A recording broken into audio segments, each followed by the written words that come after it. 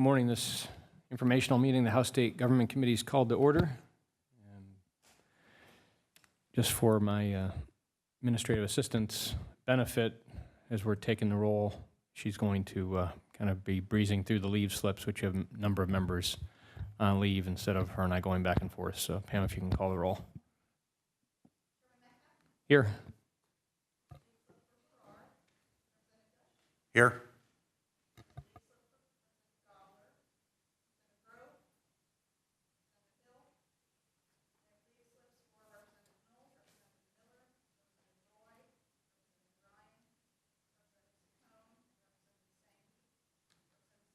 Here.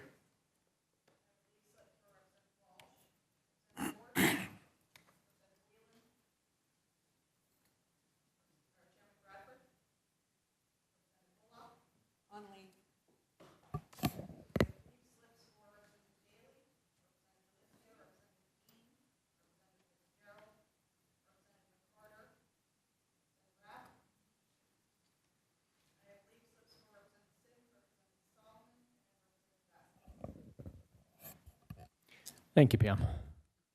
Before we get started, if I could ask everybody to please rise, and Representative Dush, will you lead us in a pledge, please? I pledge allegiance to the flag of the United States of America and to the republic for which it stands, one nation, under God, indivisible, with liberty and justice for all. Thank you, Representative Dush.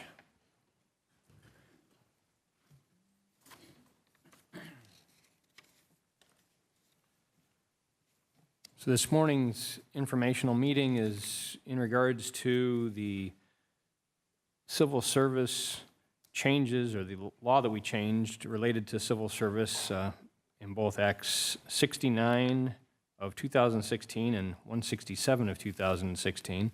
And we do have with us today the chairman of the Civil Service Commission, former Representative Brian Lentz, also Commissioner Adelpha Smith Preston, and I believe Commissioner Gregory M. Lane. Along with, they're joined by Jeffrey Wallace, the Executive Director, and Frederick Smith, their legal counsel, and they're going to be our first panel to present and discuss with us the changes that we made to the law and how they're implementing those. If you'd like to take the front and center location there for any or all who want to join us at the microphone. And to the extent I need help, I'll Very good. reach back. Thank you. Good to see you again, Brian. See you as well, sir. Well, good morning, Mr. Chairman, and good morning to members of the committee. I believe the chairman is the only member that I had the privilege of serving with, but it's nice to be back in this room. It's the first time I've sat on this side of the table, so a little different perspective. I did submit written testimony, which I will not recite in its entirety, but particularly the preamble, which I know the members are quite familiar with the history and the purpose of the Civil Service Commission, except to emphasize that, as you know, that we are an independent agency with really two primary roles. One is to litigate and arbitrate the employment disputes when either folks don't get a job or are terminated from a job or are disciplined in a job. And the other, which is the one I think we'll be discussing primarily today, is to act as the agency that ensures that state jobs are handed out on a basis that is free from nepotism, cronyism, prejudice, bias, et cetera, and based solely on merit, as the system is referred to. Based on a review of the public records and input that we've received to date, both before and since submitting the regulations, we understand that the legislative intent of the acts that your body passed and the Senate passed and that were signed into law were as follows: to effectuate Section 212D of Act 167 regarding using a form and method of application standard across all departments. This is wasn't expressly stated, but this, of course, is a reference to the adoption by the Civil Service Commission of the NeoGov system, which has been in use for many years on the non-civil service side. I can report, and we can get into more detail in questioning, that process, that transformation to NeoGov by the Civil Service is in process. Next, there was a desire, a clear intent by the legislature to modify the Rule of Three. I think you're all familiar with the Rule of Three means. The agencies, I think over the years, had expressed the desire to have more flexibility, to have rules larger than three. The legislation makes it clear that there is no limit to the rule now, that agencies can request and obtain a flex on the Rule of Three. We understand that, and I think the regulations reflect our understanding that that is now, those are now the rules of the road. We can discuss the purpose of our regulatory language with regard to that, but in summary, the main thing was that we wanted to, going back to our purpose, we wanted to ensure that there was no opportunity for gamesmanship with the flexing of the Rule of Three. So we thought by placing some time limit on when it could be done, you could avoid people expanding a rule just to get to someone that they wanted to hire, or to avoid someone they didn't want to hire that was otherwise qualified. Allow for the expanded use of vacancy-based or localized examination, recruiting, and hiring. The transformation to NeoGov will allow vacancy-based hiring to become a reality. It is the agency, the commission, and I speak for all the commissioners and staff, support vacancy-based hiring, and we understand that the vision for vacancy-based hiring is you have a vacancy, you post a job, you take applications, and you hire. And we fully intend to support that vision becoming a reality in the area of those examinations that are currently experiencing training. As you know, some examinations will remain either oral or performance test or written examinations. Those types of examinations are not susceptible to the NeoGov system.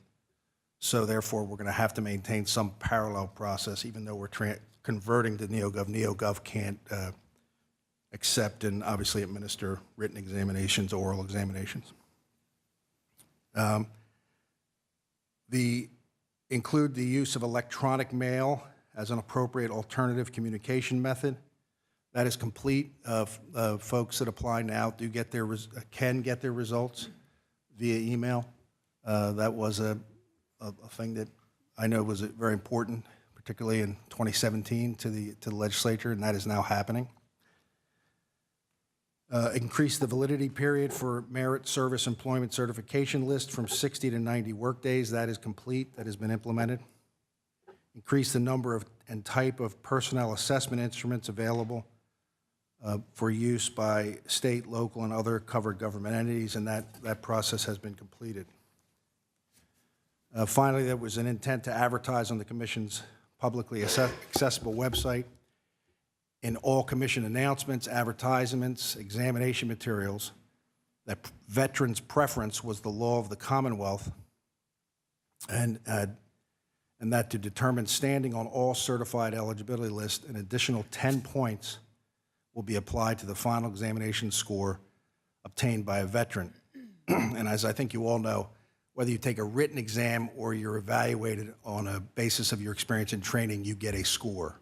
So if it's a resume or exam, you get a score, and of course with the veteran's preference, 10 points are added. We have taken the steps to make sure that that is prominently displayed on all the literature, et cetera, so that has been done.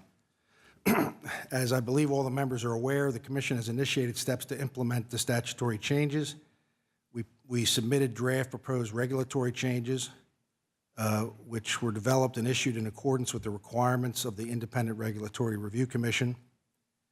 The IRRC public comment period was opened on April 22nd, 2017, and concluded on May 22nd, 2017. During that period, there were a number of public comments received, including the joint statement of the chairman and also the chairman of the House Labor and Industry Committee, Chairman Kaufman. In addition to the IRRC public comment period, and in accordance with the provisions of Section 93.4 of the Rules of the Civil Service Commission, public hearings, the Commission scheduled and held 3 statewide public hearings, providing interested stakeholders an additional opportunity to speak and present views on the draft proposed regulations.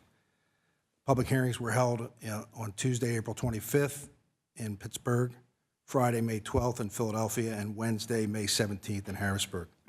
The Commission is in receipt of comments submitted during the period of public comment during the Civil Service public hearing period, and we are in receipt of the IRRC's informal response to the Commission's draft proposed regulations, which was dated June 21st, 2017.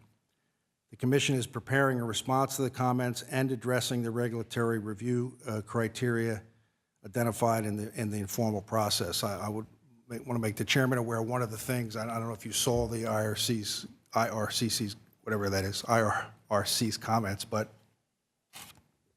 one of the things they suggested was that we meet with and solicit input from all of the agencies. So we are in the process now of conducting meetings. I think to date we've conducted 4 meetings with either the secretaries of the various agencies or their representatives to get their input and to have a open conversation about what our intent was and to understand their disagreement and what their expectations are. I want to assure you, Chairman Metcalfe, and the other members of the committee that the Commission is working expeditiously as possible to finalize the rulemaking process and to implement the remaining provisions of Acts 69 and 167.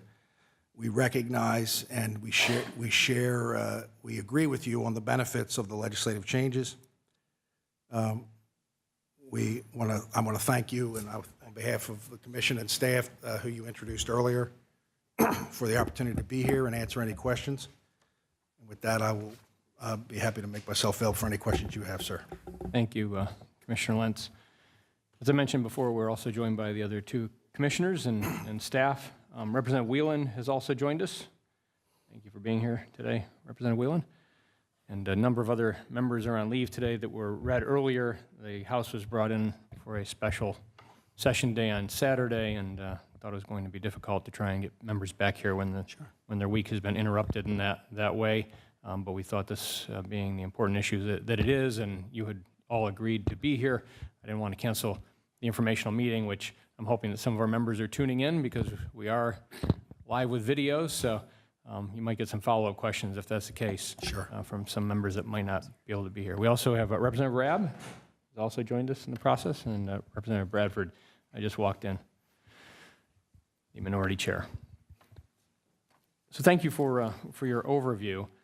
We've held a series of hearings throughout the month of June, 2 that were specifically on the regulatory environment in Pennsylvania, and 2 that were dealing with the Susquehanna River Basin Commission. And the regulatory arm of that agency was certainly something that was a focus of much of those hearings.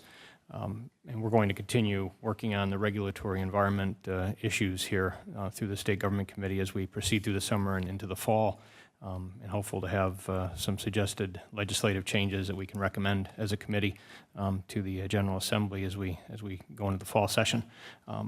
And with that said, it was kind of unique that we had an issue where we weren't dealing with the regulatory environment that was being produced by the executive branch, but one that was being produced by a commission that the executive branch actually had some problems with.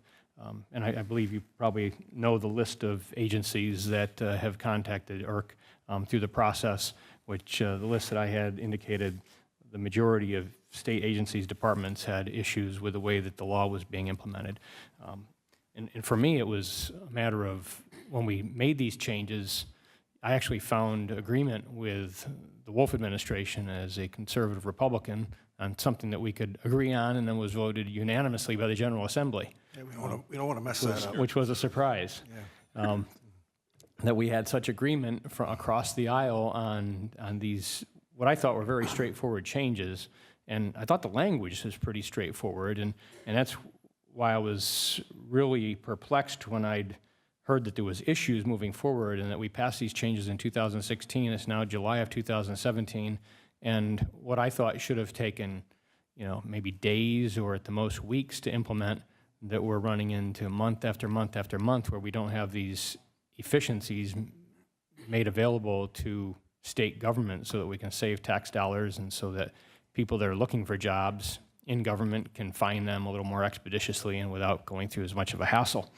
And what really was concerning was where we had some of that straightforward language, such as in the Act 167, where we had made some changes, but then the regulations retained additional language that said shall be made in a format prescribed by the director, instead of just talking about that form that we were talking about that would have been just a standardized form that would have come through, I think, the NeoGov software ultimately, that you had mentioned in your testimony. And then the regulations added language in 167 where it had said that that regarding the appointing authority shall select the method of examination to be used to fill positions, that the regulations added language that gave the discretion back to the director over the appointing authority, where it said, quote, the director determines that more than one method of examination will fairly test individuals. And then you mentioned the addition of the 12 months, which I understood your reasoning for it, but it wasn't something that was contemplated or deliberated by the legislature to ultimately add that language. So you're in effect adding language, creating new law out of a body that's not a lawmaking body, but a commission that's been established to implement the changes that we make in the law.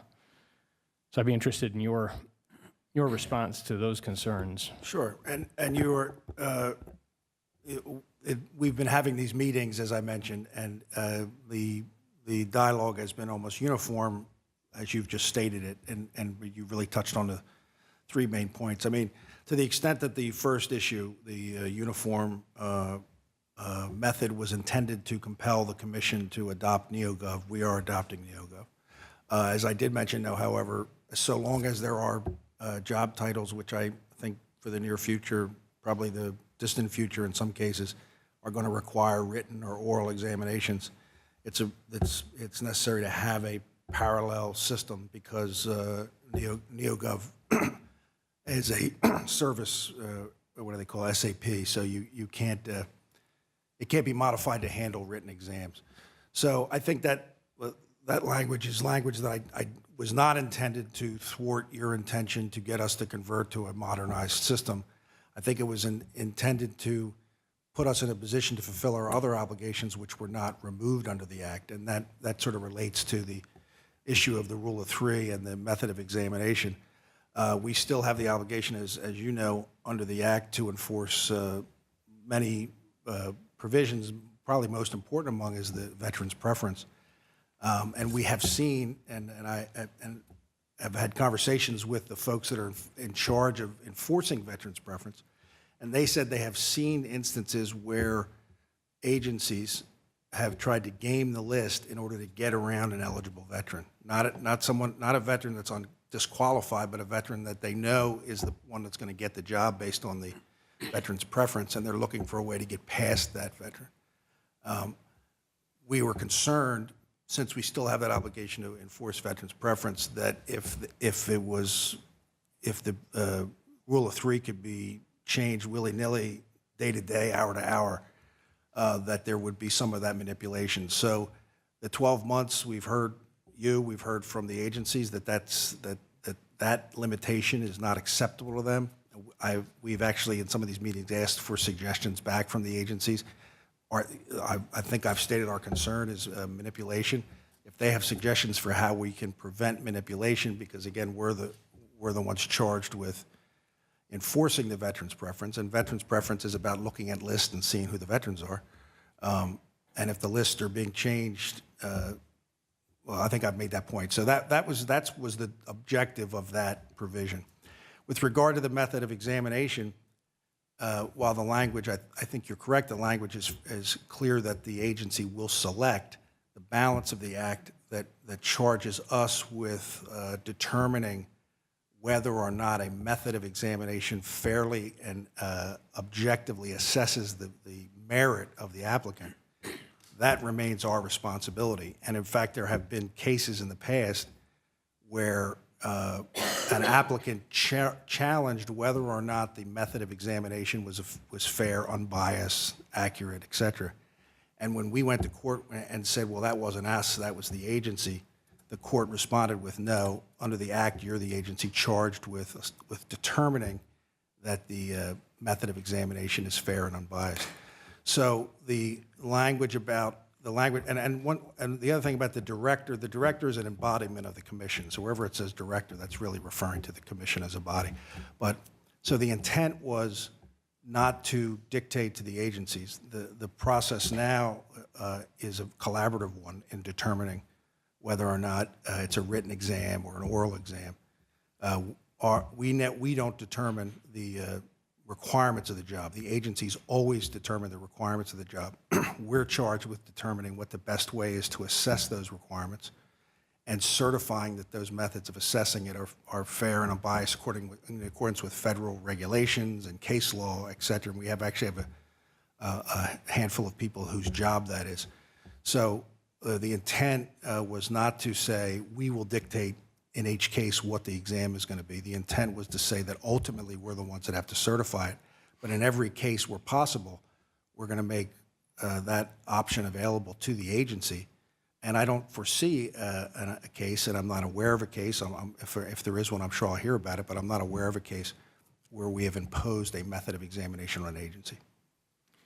So those situations that you've referenced where you've been in court and the court said you retain this responsibility under the act. Yes. That's occurred since the new acts have been passed? It's not since the new act, but the acts that you passed didn't change that language in other sections that say that we have to certify the method of examination. So I came into this not being an attorney, but understanding that normally if somebody can hire an attorney and somebody else hires an attorney, your paid attorney can normally find some way to argue almost anything. And I think that's what we're running into is my understanding of the statutory construction and when statutes are passed, that the more recently passed statute would actually interface with the prior statute and ultimately be the one that reigns. So if the intent of the legislature was to change the responsibilities as a commission and to ensure that the agency now had this responsibility, that this change would be the one that would take effect. So I didn't think there was any current case law on it. But we also don't want to be in a situation where we're trying to implement common sense changes for state government and we run into having to go to court with another creation of the General Assembly to deal with this issue. It's just, I mean, I think it shows, the frustration that I think some of the agencies have felt. I hope that they'll recognize that the private sector feels some of the same frustrations with some of those same agencies and departments when they're being regulated by those executive branch arms, because this is a situation that we shouldn't run into where we've got all this conflict about very straightforward changes to get to a very, very common sense objective. Any other members? Representative Hill has joined us. Representative Ward has joined us. Thank you, ladies. Representative Rabb? Good morning. Thank you for your testimony. Couple questions. With regard to some of these preferences regarding veterans and age, what is the nature of the age preference? There are certain jobs, I believe it's limited to the Department of Aging, where they believe that people that are older would be better suited for those jobs. So you actually get a preference for being an older worker, an older applicant. So that's a fairly easily verified thing, obviously. Sure. Whereas the veterans preference is a little more work to verify. Are there any other preferences that have been suggested or internally you've considered as it relates to the evolving demography of our Commonwealth? I'm not aware of any. If I could look back at Executive Director.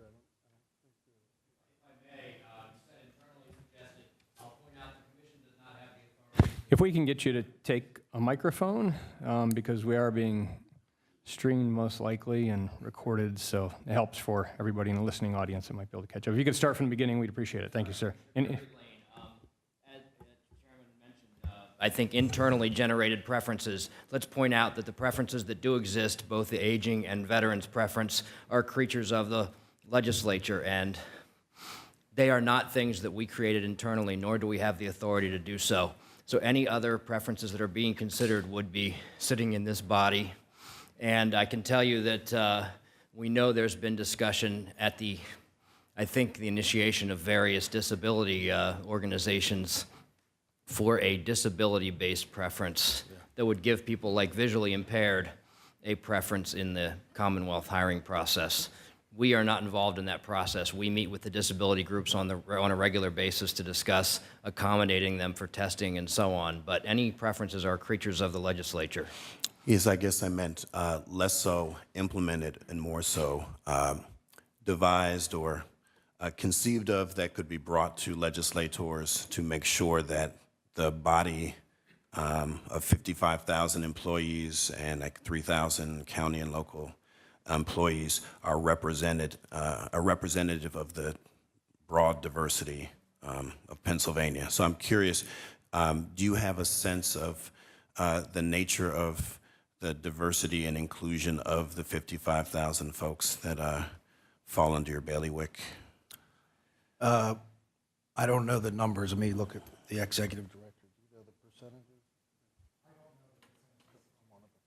percentages? This is Jeffrey Wallace. I should have just brought everybody up since it's obvious.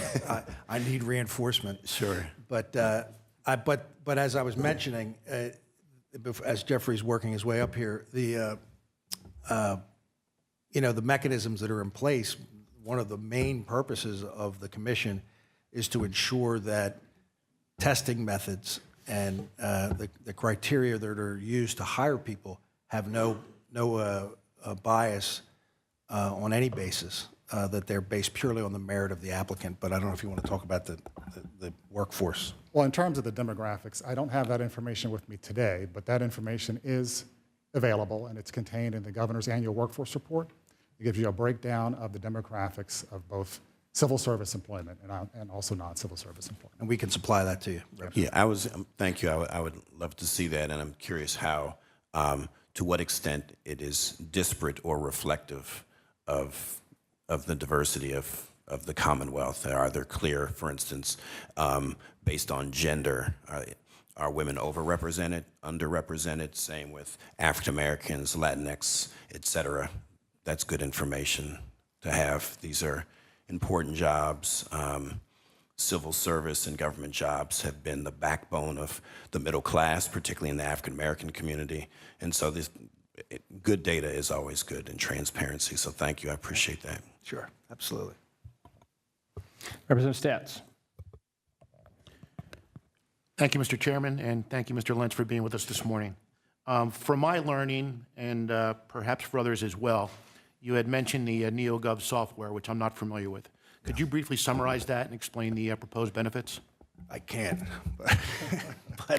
but what I can say, I'll get myself in trouble because I'm 53, so I recognize that I was born in the pre-email era. But what I can say is that, as it's been explained to me, is that it is a system that is what I think they would refer to as much less clunky than the current system. It's something you can look at on your iPhone. It allows you to navigate, and it makes the application process a lot easier for the user. It's been adopted and used in several states, and it's been in use in the Commonwealth for non-civil service jobs for some time. So it's in a high level, it's a transformation to a new software for receiving and processing applications.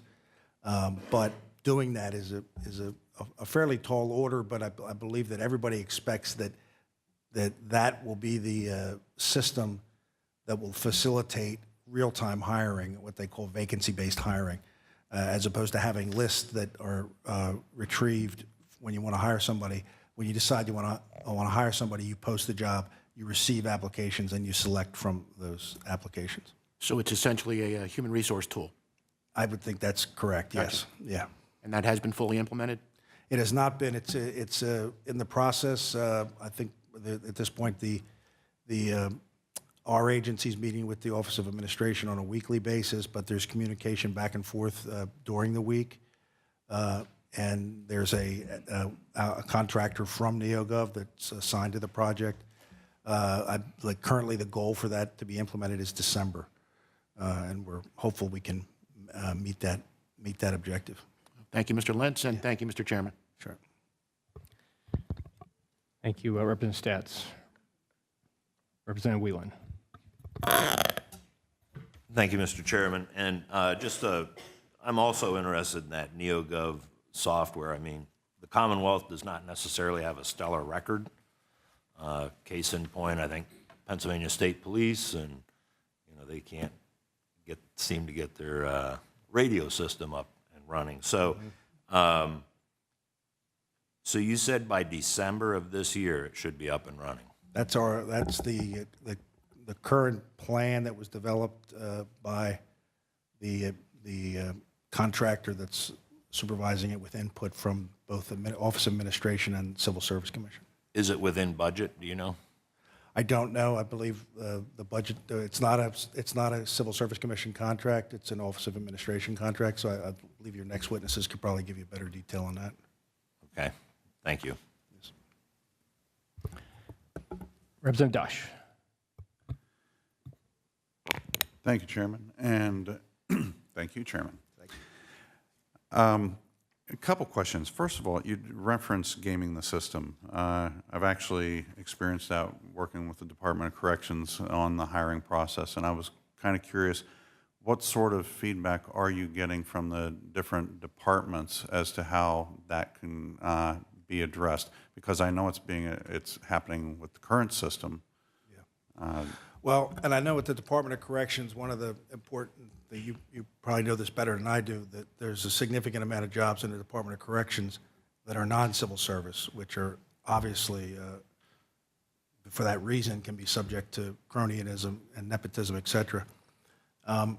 With regard to the current system for civil service, with the staff that we have some folks that are very diligent about ensuring and when possible catching it if people are trying to manipulate lists, either by sometimes putting a job out as being in a different county than it really is in, and soliciting applications, but then hiring in the county where they really want the job.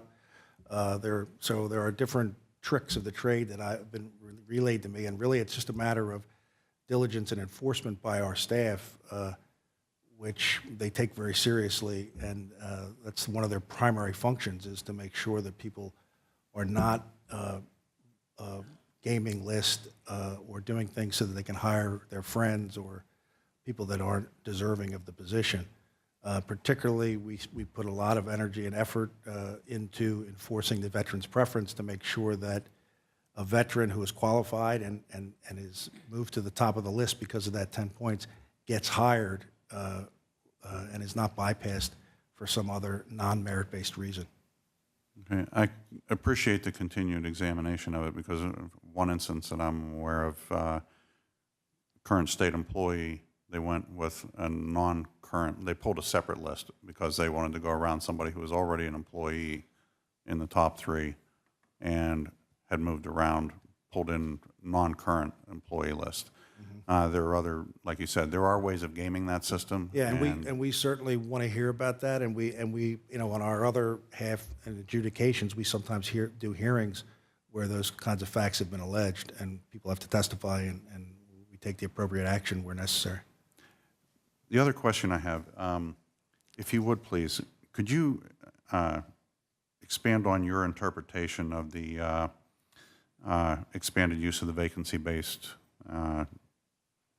or localized examinations and the process by which the agencies are to go about that process? Well, I'm going to have Jeffrey answer that in detail because he's the one that handles it on a day-to-day basis. But from the commission's viewpoint, it's what the feedback we've gotten from the agencies is they want flexibility. They want to be able to do things in real time. And so that is, I need somebody, I post it, I take a list, I hire. But Jeffrey can give you more detail how that's going to be different from what goes on today. Well, the concept would be just-in-time hiring. So if you have a vacancy to be filled and you've gotten all your approvals internally, to include budgetary approvals, once you're ready to fill that position, a vacancy would go up. Applications would be taken against that vacancy. Those candidates will be qualified for the position, and the individuals that are qualified is your candidate pool. So you would select from that pool and make your hiring selection. And how's that contrast with today? Well, we do a form of localized exams today. It's more limited.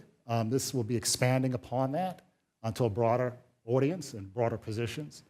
But it's different from the day in that generally we establish civil service lists. It's a list-based system. Agencies may or may not have vacancies that they can fill immediately due to whatever reason. But when they do have a vacancy to fill, they come to us and request a list. And instantaneously we provide it to them. And then they can move forward to contact those candidates and make selections.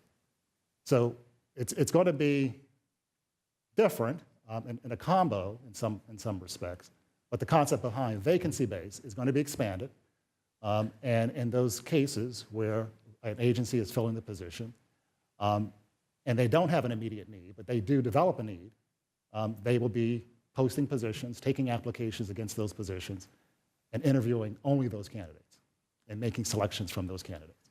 And one of the issues that we believe and hope that will address is the complaint. I'm sure you've heard the complaint about stale list. If they get a list and people have moved on or people aren't interested, people forget that they applied.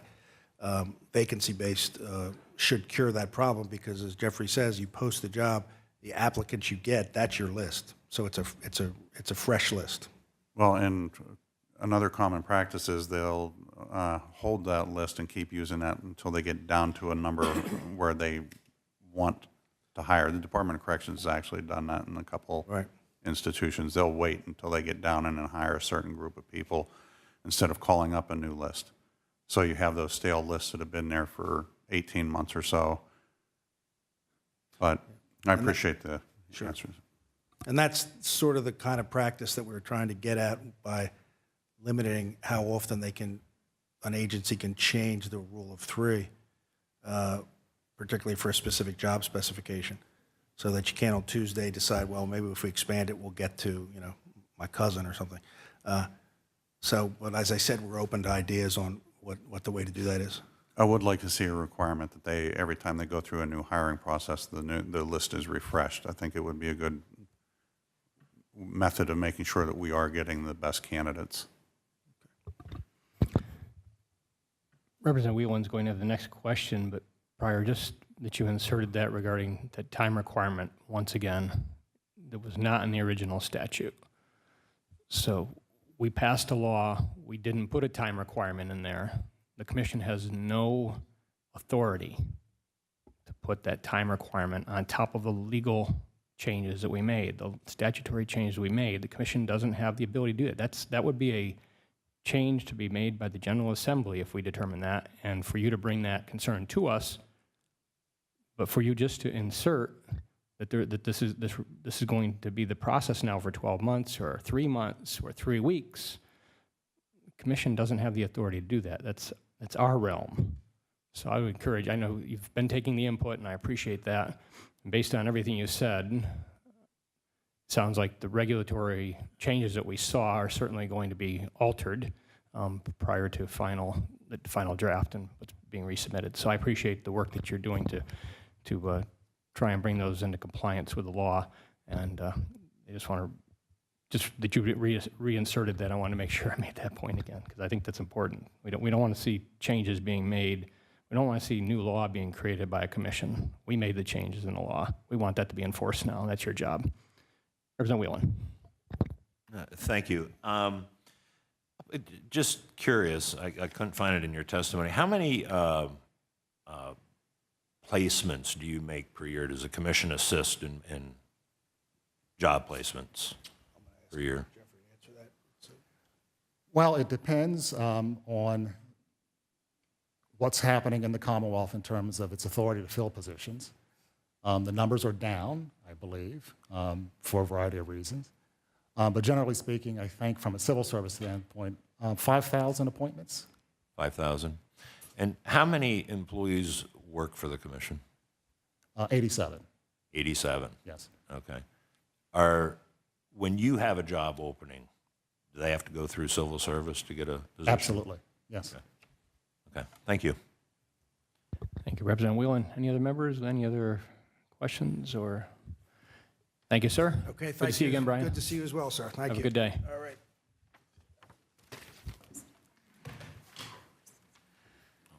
Our next testifier is Secretary of the Pennsylvania Office of Administration, Secretary Minnick, and she may or may not be joined by the following people. She will be joined by the following people: Mary Beth Stringent, Deputy Secretary; Jason Swarthout, Heads Talent Management Shared Service, Office of Administration, that's a long title; Sue Ann Shoup, Heads Next Generation Task Force, DCNR. Thank you for being with us today. Thank you.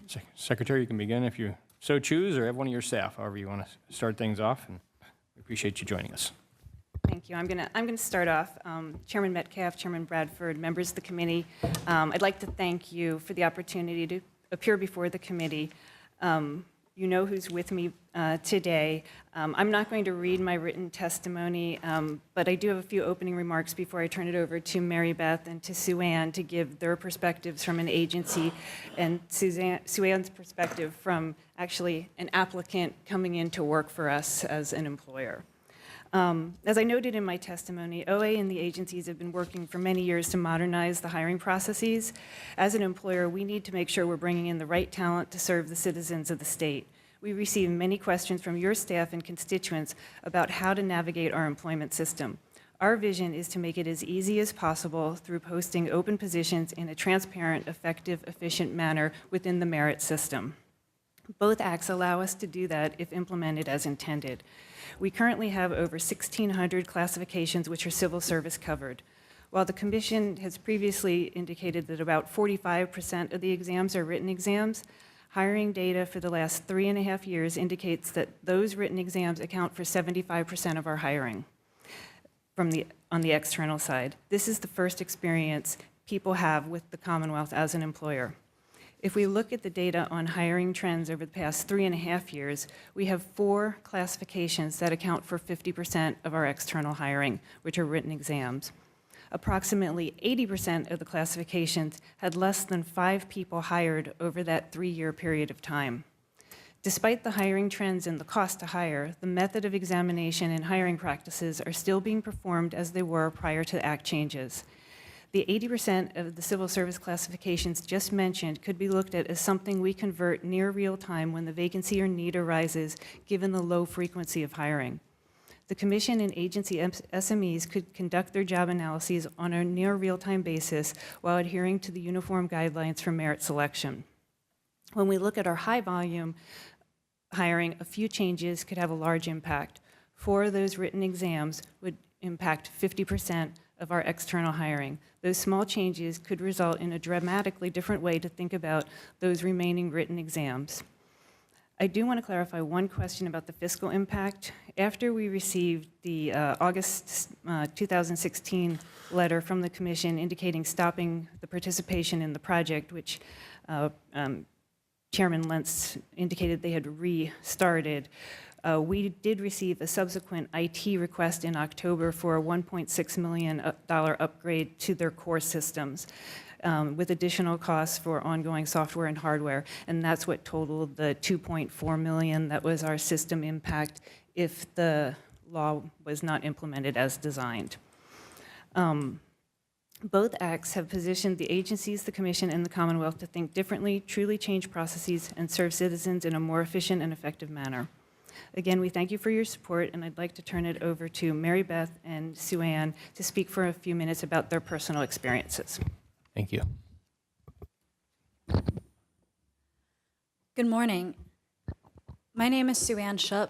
Thank you for having us here today. and for allowing me to share my experiences with you all. I'm here to represent the voice of the Next Generation Task Force, as well as my experiences with the civil service examination process. So I grew up as a Cumberland County native here in Pennsylvania, and I'm a proud returnee to Pennsylvania. I went to North Carolina State University as a fisheries and wildlife student because I really wanted a breadth of experience. I love Penn State, but I kind of wanted to try something else for a while. So I came back after working for the Department of Defense for 5 years in North Carolina because I really wanted to bring my talents and passions for natural resources back to the Commonwealth. I always knew that I wanted to work for DCNR, but I wanted experience elsewhere. So I applied for a job as a contractor with the Bureau of Forestry, and I got a job within 3 weeks as a contract, within 3 weeks of moving back to PA.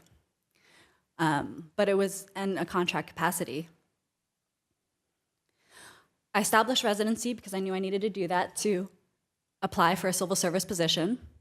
So I established residency, I applied through the experience and training examination because that's all I qualified for at the time. But I was working within the Bureau of Forestry, so I thought that was a really good foot in the door. 2.5 years later, I got an availability survey notice because that was the first time I qualified within the eligibility for an interview. But in that time, I got encouragement from leaders not to give up hope. I was right in there. I had a really good experience. I was qualified. I brought diversity to the table within my field as a natural resources manager. So I felt good, although my morale was pretty low after 2.5 years. But in the meantime, I took another written exam under another classification, which I actually got a notice for an availability notice after I got hired on with the state under the EN experience and training classification, after already being hired on, if that makes sense. I apologize, I have butterflies. It happens as a natural resources professional. Just take your time. Thank you. The one thing I guess I didn't appreciate so much about the written exam is had I been hired on through that classification, that was really a great recruitment effort. But in our organization, as I'm sure is similar with other agencies, they didn't really take into retention efforts. So there isn't a lot of promotion potential in that classification. So had I been hired on in that written exam classification, I wouldn't actually had a lot of promotion potential in my agency. So I probably would have left the Commonwealth having been hired on in that classification. So how I am now, I'm pretty well situated under this classification, but had I been hired on under a different one, I wouldn't have had a lot of long-term potential. So I'm very lucky to be in the Commonwealth. This has always been my long-term goal, but I just found that out pretty recently. So, and another thing with my job in the Commonwealth is I'm incredibly proud to be here. Again, this has really been a lifelong goal of mine, and I do a lot of recruitment and outreach in this capacity. And when explaining to my peers, you should come to Pennsylvania, because it's a lot of national outreach too. They ask, how can I come work for the Commonwealth? This sounds like a really great place to be, because it is. And I can't really explain that in a 30-second process. And luckily, we have really great human resources outreach components, but they really do have to have a 30-minute conversation with those people. So I really appreciate you listening today. Just to give you an idea, because I am with that Next Generation Task Force, the Commonwealth hires millennials at a rate of about 20%. I'm not really sure what the retention rate is, but in the private sector, millennials are hired and retained at a rate of about 80%. 80% recruitment and hiring, and the Commonwealth hires and recruits at about 20%. Yeah, comprise the workforce. So the Commonwealth comprises about 20% millennials. The private sector is about 70 to 80%. I apologize again. I'm a little nervous. You guys, thank you for having me here today. Thank you. Good morning. My name is Mary Beth Beth Stringent. I'm the Deputy Secretary for Administration with the Department of Banking and Securities.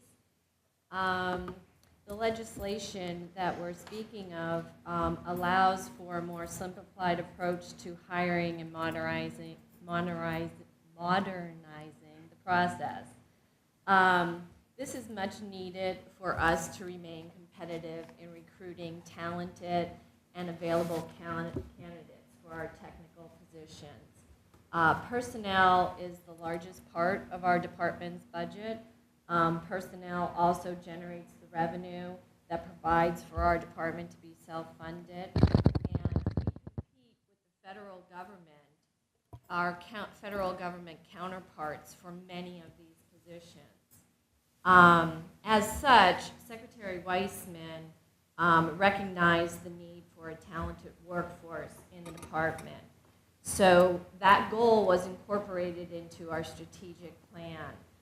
We also established a Rev Up initiative, which stands for the recruitment, recognition, and retention of a talented workforce. With all that being said, we invested a lot of time and resources to modernize our recruitment. We collaborated with PASHE, we hired interns, we posted on college websites, we attended job fairs, we reinvented our brochures, newsletters, and we utilize social media when we are hiring to recruit talent. We utilized Facebook, Twitter, as well as paid for LinkedIn ads for our examiner positions. We need to be competitive with our federal counterparts, such as the FDIC and CFPB. So we would like to hire comparable to the way the federal government and our other state regulators hire, which is we would like to post vacancies by positions as they are needed and get interested, available candidates. We would also like to have these candidates assessed by their experience and training based on their resume. So the examiner positions in the department represent more than 40% of the positions that are filled. We have had some of the experience that we've had in hiring examiners is that the current process is not necessarily user-friendly. It's not intuitive to go to two separate websites to apply for a position. And sometimes the jargon is not easily understandable. Such as the example, we're focused on vacancy-based hiring, and right now that's called localized testing. So it's not a term that's easily understandable by a general public job seeker. In addition, applicants are not always applying for a specific position of interest, but they're just taking a test to get on a list. Our examiners, for example, share a test with accountants and auditors, and they're all very different technical positions. Also, taking that test is not the hiring norm that our counterparts use, nor is it really appealing for the next generation. A lot of our examiner are entry-level positions, so it's attractable to college graduates. Comparably, college admissions don't base admissions solely on a test score, an ACT or an SAT test score. They're moving away from that. So we would like to be more mainstream in assessing the candidates based on their resumes. In addition, recent college graduates are also very internet-focused and savvy, so they're not necessarily interested in going to a location to take a test. In addition, an example is our examiners are also home headquartered, so they're geographically dispersed throughout the Commonwealth. And so there might be viable candidates out there that can't logistically get to a testing site. I know we already spoke about this, but the lists for examiners do not often refresh frequently, so we're seeing the same candidates time and time again. In the rule of three, for example, we pulled the same people showed up on 4 of the 5 counties surveyed. So it's not necessarily they're either available or it's not a new or fresh list like we spoke. In addition to that, I mean, we've just experienced some time delays with other positions where you have to use a comparable list, for example. But in the end, if positions are able to be advertised based on vacancy, we feel that we'll be able to get new and interested candidates. Plus, we'll be able to put on the posting more specific skills that are desired for that position. As, for example, if we have a examiner position where they're focusing more on an IT aspect than the financial aspect. We also feel that when positions are able to be based on experience and training, it is our hope that we'll get more candidates evaluated on their knowledge and skills and that are currently available in a geographic region where they are needed most, rather than pulling names off a list. So I thank you for listening to my examples, being the department here. Thank you very much. If you're ready to give your input, we appreciate it. Sure. Good morning, everyone. My name is Jason Swarthout, and I'm the Director of Talent Management in the Commonwealth. This is a newly established office as of July 1st, and really, with the shared services model, part of the responsibilities under our office are really the hiring process in the Commonwealth and making sure that enterprise-wide that we're consistent across the board and streamlined as effective as we can be. Prior to that, I was the HR Director for the Department of Environmental Protection and the Department of Conservation and Natural Resources. What I'd like to say at the outset here is really, I think the chairman nailed it right at the outset.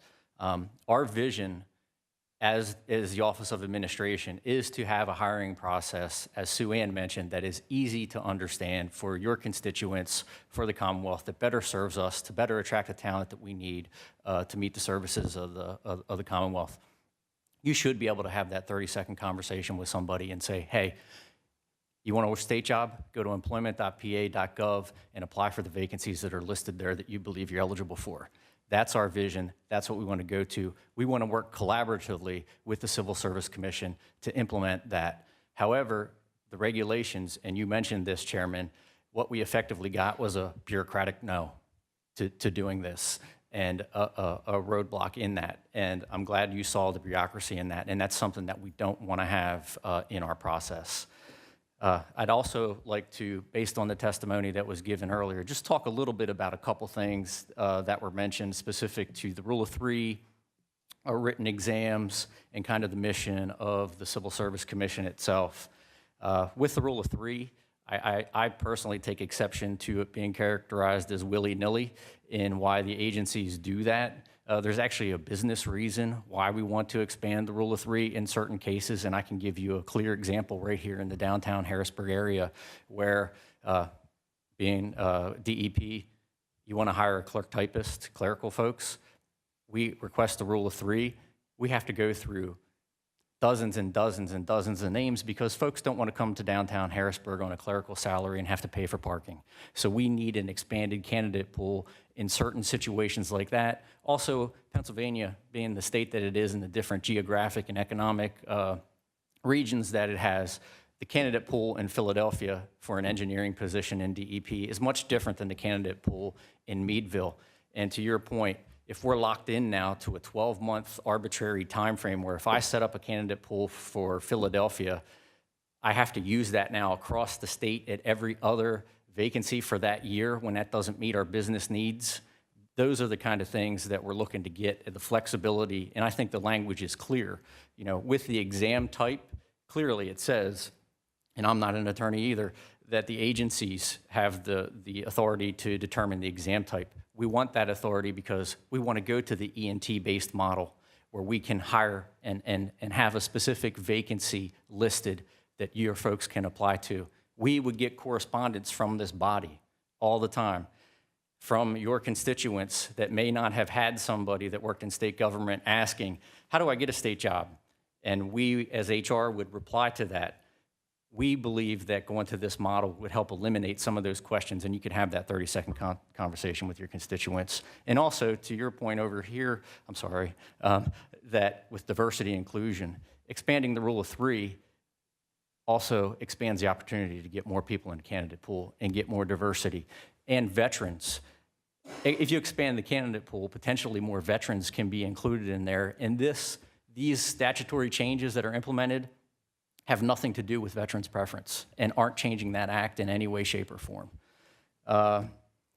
Regarding the mission of civil service, that is not at debate here in front of this body. They are the merit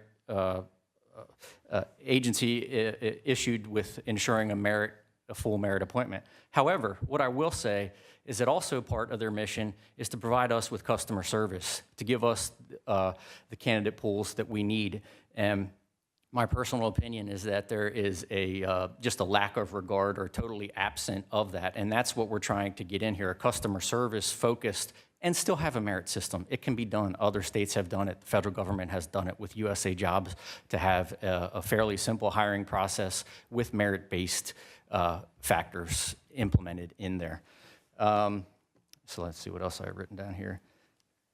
Again, I think that the intent of the legislation is clear. I think the language is plain.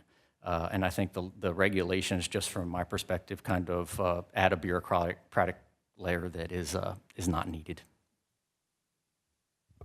Thank you, Mr. Swarthout. We appreciate it. And Ms. Shoup, you had said 2.5 years you were trying to get a position?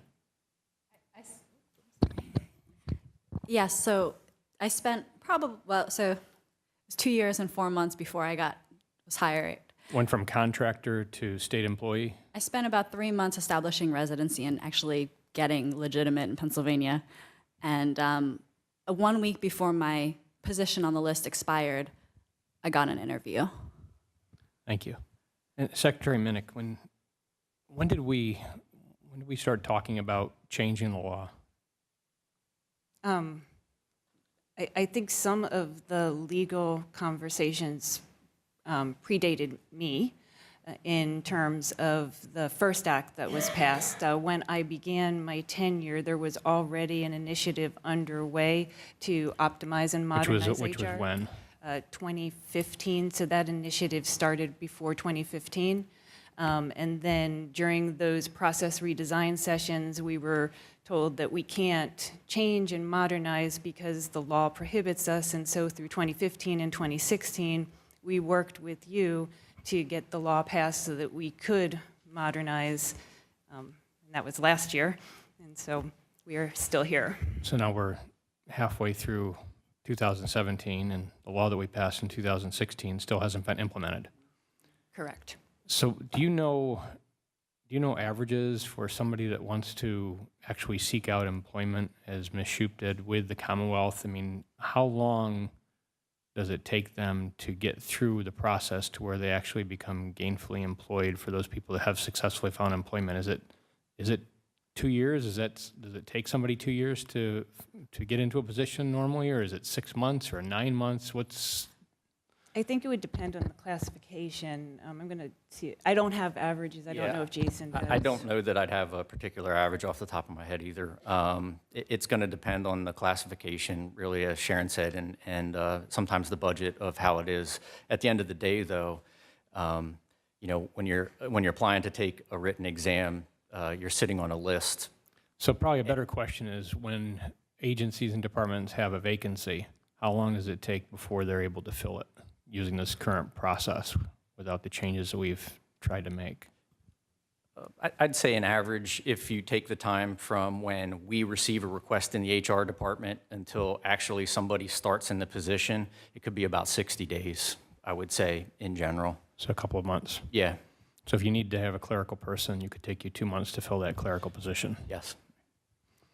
Thank you. Other members? Representative Whelan.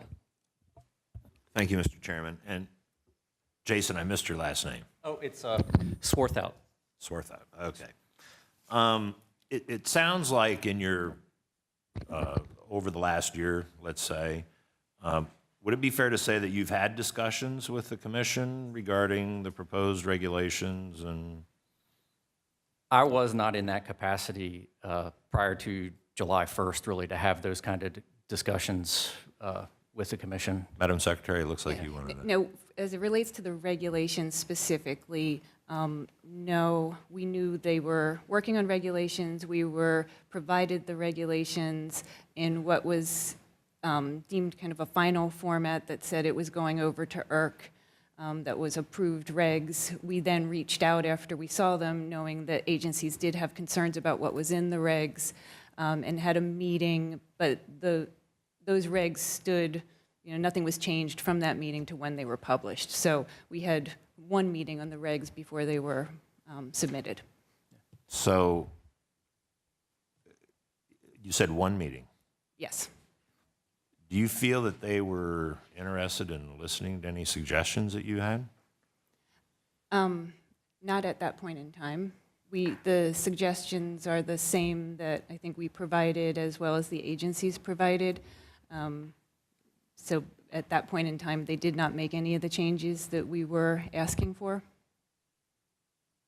And again, with one meeting, perhaps you can't comment, but do you feel are they making progress? Are they headed in the right direction? I am constantly hopeful that we will continue to try to modernize our processes. I think we take it a day at a time and, continue to transform. I think, we talk a lot about classifications, and I think the important piece of this is we're no longer hiring at the classification level. We're hiring at the position. And so it's a very different process, and it's a very different transformation and way to think about how we're conducting our hiring practices. And so, we are engaged in a project right now, as the chairman mentioned, and we will continue to move forward, but I want to make sure that we're not implementing a technology that implements the old process and not the new process. So we need to make sure that we keep the new process in what we're implementing and not the old way of doing business. And just one last question. I'm curious, and we had spoke at another hearing a few months ago. Currently, how many job openings are there that are not filled? I don't have that off the top of my head. I can. More than a dozen? Oh, yes. Yes. More than 100? Yes. A lot more than 100. Yes, we as we do hire about 5,000 to 6,000 a year. So would it be safe to say there's a log jam somewhere? I think there's always a need. But yeah, we definitely, I can get you the current open vacancies that we're looking to fill right now, but it ebbs and flows, right? So we have our seasonal hiring for tax season, we have the maintenance for PennDOT, and so you see that ebb and flow over the course of a year from a workforce perspective, but we always have hiring needs. Okay. Thank you. And Mr. Chairman, I'd be very interested in that list if we can get it, the current job openings. Thank you, Representative Whelan. I think there's some confusion that's been created between the regulations of the commission, the intent of the legislature, the intent that you had advocated for through the process of the legislation being brought through both chambers and to the governor for his signature, related to the agencies, the departments actually being the ones that are going to prescribe what type of testing is going to be utilized. And when I hear that, and I read the language of the law, and then I hear that the NeoGov software is an inhibitor to the law actually being enforced the way that we wrote it, I think it's confusing unnecessarily. It seems like you're moving more toward the experience side of testing and training side of testing rather than the written side of testing somebody. So it sounds like the NeoGov is specifically just used for written. Is that the case, or is it? It's the opposite. So it's just used for the experience and. It's primarily used for the experience and training. The test system where you would go in, and answer questions, and that gets scored and calculated and ranked, is a separate system. Okay. And NeoGov doesn't have that functionality. So when we talk about the system and that conversion process, and what we really need from a written exam going forward, the more that we can convert to that vacancy-based experience and training process, then the less we'll need from a written exam perspective.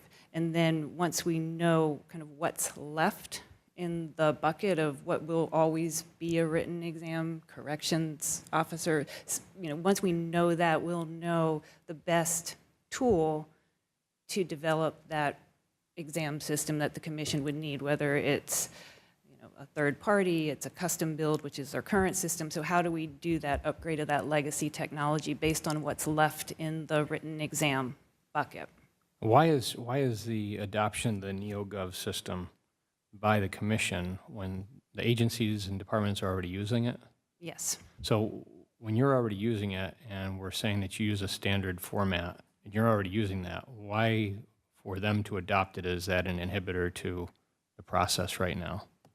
I mean, what do you understand? I mean, what reason would you see that that's an obstacle to us actually implementing the law right now? It shouldn't be. We should be able to utilize that system to post job vacancies just like we do for the non-civil service process. So that the system shouldn't inhibit the transformation. Now, there's other laws that are passed, and based on the intent and the clear language of the law, regulations aren't needed. I didn't anticipate that regulations were going to be needed to implement these laws. Did you? No, we did not.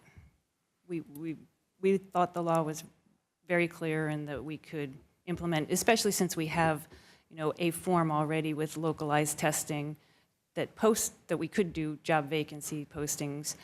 So it was more around, we were ready to move forward with the technology changes that we would need to do to implement the law.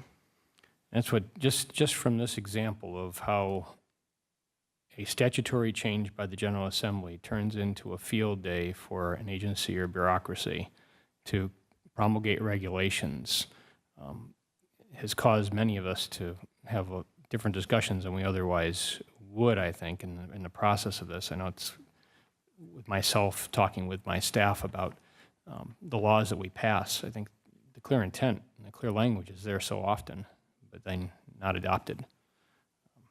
Just another example of, once again, I think what people in the private sector have been experiencing, and now we have a situation where government's experiencing the same frustration that the private sector has experienced in many different areas of the marketplace.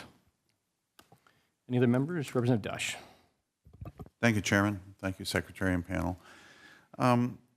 Secretary, who designs the civil service exams now for the various classifications? How is that process done? The commission designs them. Okay, and how do you see that changing with the application of the NeoGov program? They would still have to design them. They have to, as we go to vacancy-based, and work with our subject matter experts to determine what are the needs for those positions so that they can put together the right kinds of questions to then go through the posting and the ranking and the scoring. So that would still be done by the commission.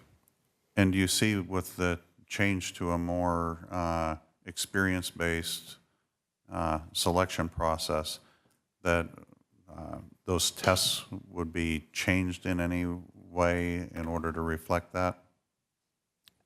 Yes, because it's, to Mary Beth's example, we're moving out of a test at a classification to a position. So you're really testing now for that position, which is a bank examiner, and the test today is, in Mary Beth's example, you're testing for an auditor, a financial accountant.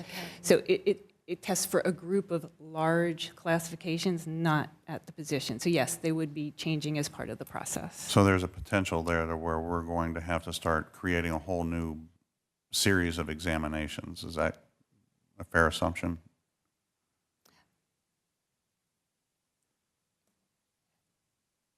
I guess I would say examinations in a different way, because you're, in the other merit states that have implemented vacancy-based postings, which there are many, and at the federal government level, you still have that position posted, and so you have an exam where you're asking those specific questions, and your list is to that specific opening, compared to today where we create the exam, we keep it open, people apply, you get on the list.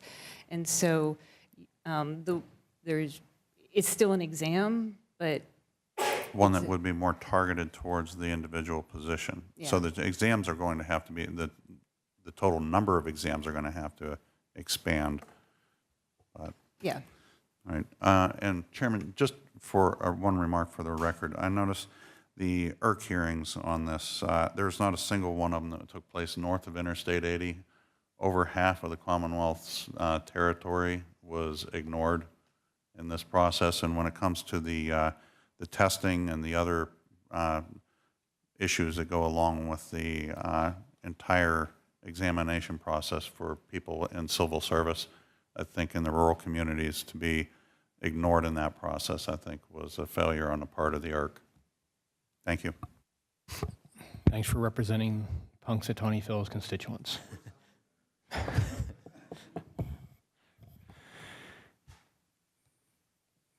The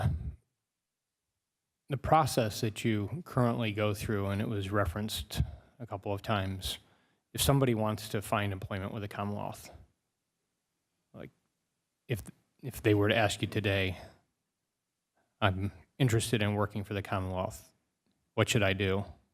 What's your response? Do you want to take that one? Sure. Typically, they send it to HR a lot of times, so I'll take this.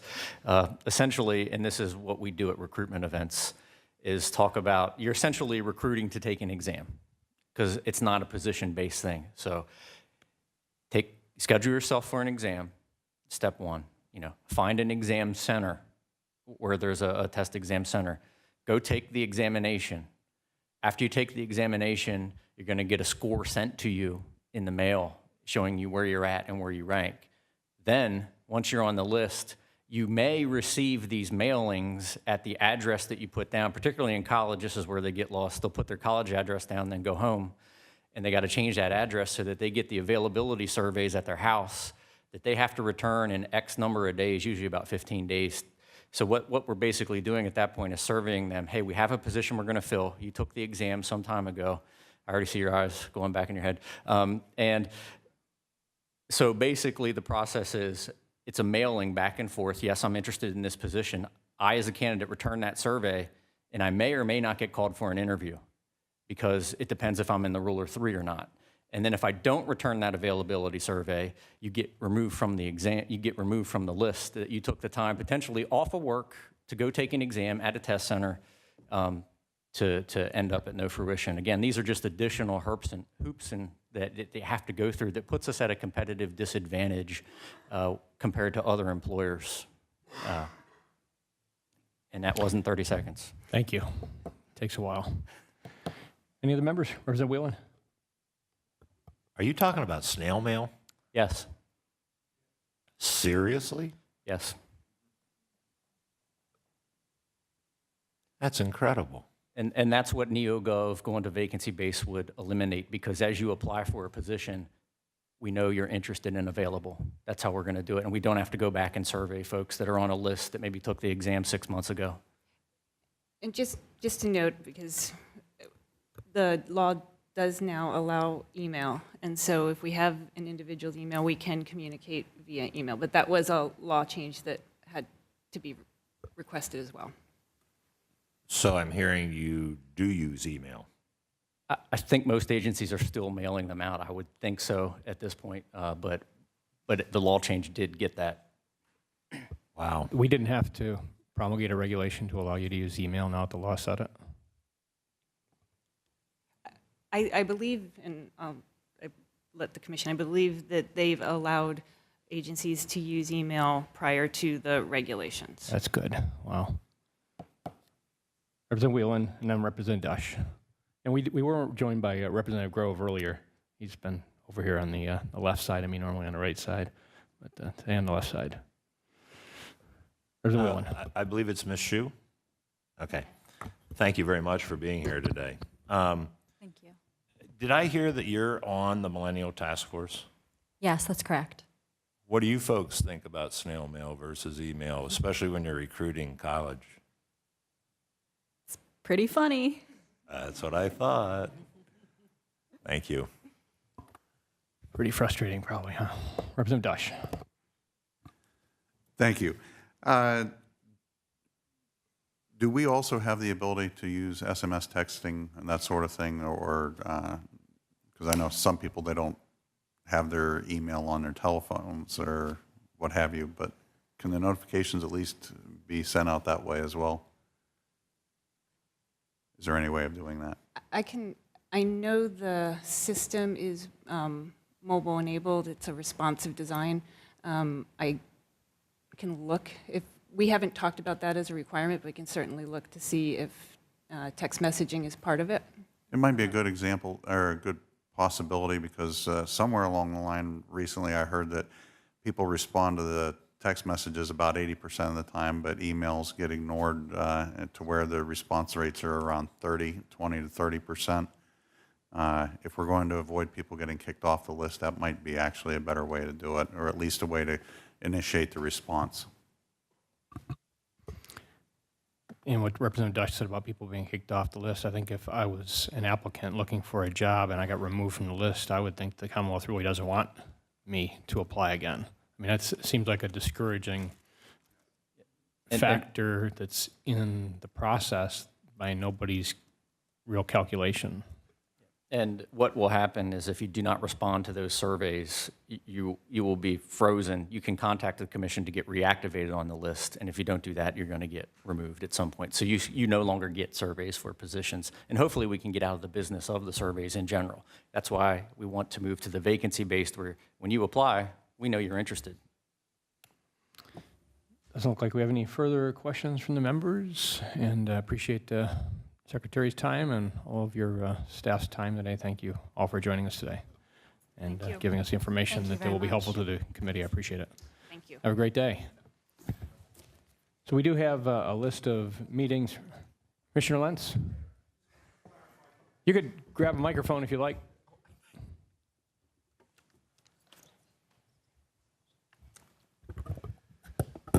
I know you don't usually seek rebuttal. Oh, it's an I figured- informational I figured- meeting, figured so since I stayed here. we'll keep the Secretary with you. Yeah, This sure. is- In the first instance, I'm sorry to hear that the Secretary doubts our commitment to NeoGov. I thought I had made that clear, but we are fully supportive, unanimously supportive of the transition to NeoGov. You asked why aren't we doing it today? Actually, the December date was a date selected by the Office of Administration, not the Commission. So I believe that's a recognition on their part that it can't just be done by a wave of the wand. There is a process, and because it is being used by non-civil service, does not equate to it being used by civil service because of course, non-civil service doesn't have the requirements that the civil service has of verifying veterans, et cetera. So I can restate to you, we are fully committed and will continue the process, and we are committed to the objective date set by the Office of Administration. So why is that an inhibitor, though, to moving forward for the departments and agencies that are already using it? They can't use it for civil service jobs currently because it has the civil service application process hasn't been converted to NeoGov yet. That's a process we're working to collaborate with the OA on. The OA agrees that it's not ready to go on that yet. I mean, they set the December date, not us. So the reason it's not happening today is that's the reason. There are there are workflow issues that have to be established. In other words, we have to be able to verify that when people apply in real time who the veterans are. That's a civil service requirement. It is not a non-civil service requirement.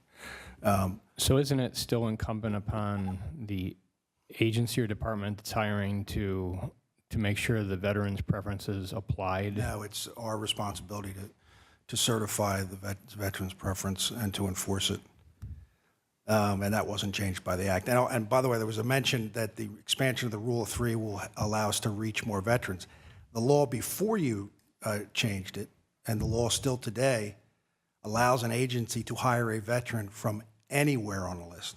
So if they wanted to hire veterans off of every list that comes in front of them, they are not bound by the Rule of Three. They could go as far as they want on the list to find a qualified veteran and pluck that veteran out. So they can ask the commission, say, we'd like to have a veteran for this position, and you can go down the list and give them all the veterans?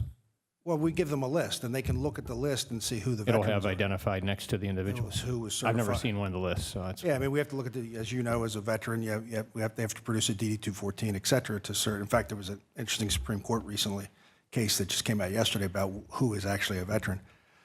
So they can hire a veteran from anywhere on the list, whether the Rule 3 is expanded or not. But it's our job to see that they're not bypassing veterans, which is what we have seen. We haven't seen people expanding the list to get to veterans. We've seen them expanding the list to get around veterans. There was also a suggestion that it takes 60 days, and I heard the testimony about 2 years to hire somebody. If you called the Civil Service Commission this morning and asked for a list for a position, you would be given that list then. If it took you as an agency 60 days to hire somebody, that's because either you couldn't get your interview panel together or you didn't make the decision. The list is produced instantaneously.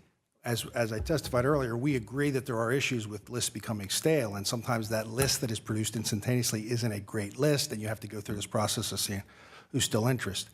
We agree with that's a problem, and we agree it needs to be cured, and we think it is cured by NeoGov. But the suggestion that we take 60 days or 2 years to provide a list to an agency is just flat out false.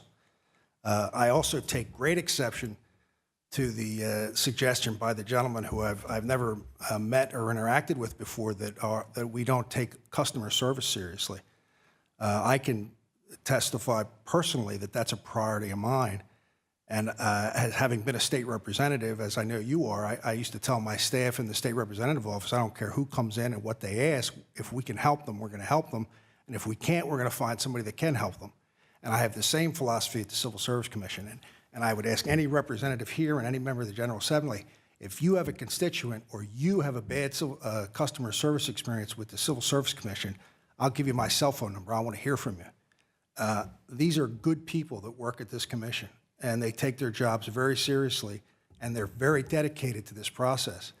And the suggestion to just say randomly, without any basis, that these people disregard their obligations as servants of the Commonwealth, servants of the legislature, servants of the citizens is frankly false and offensive. And I felt it necessary to come back and say that to you. Thank you, Commissioner Lentz. Okay? You're welcome to still stay there, Secretary. Sure. Has anything she wants to add? It's kind of a unique informational meeting, but I like it. Yeah, sure. But for anybody that knows me, you know I why. figured you- I kind it's of like that kind of a format, so thank you. This is your kind of meeting, right? That's right. No, I'm good. Thank you. Thank you. All right, yeah, Thank you, great Brian. seeing Have a you. good day. Commissioner Lentz, thank you. Secretary Minnick, thank you. Maybe I'll make the Metcalfe minute now. Hey, there you go.